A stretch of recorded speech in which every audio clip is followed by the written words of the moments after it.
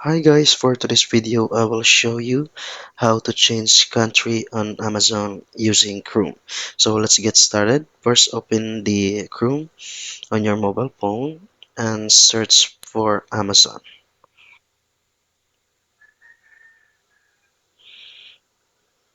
Okay, and go to the Amazon website. So as you can see right here, I am already on the Amazon, and my current country right now is on United States. So on the as you can see, this one, it's on the United States. Okay, just a moment.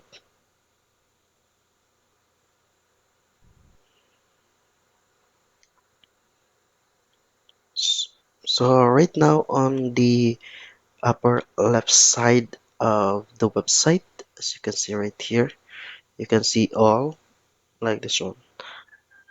So click the three lines icon to go to the settings of the Amazon, and under help and settings like this one, you see United States, so you can click this one, United States.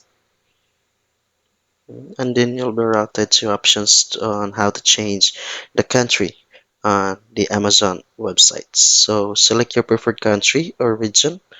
So like just click this one. You can change it to Canada, Australia, anything you want. So I will select China. And then next, a new country or region website selection will open in a new tab. So just click go to website.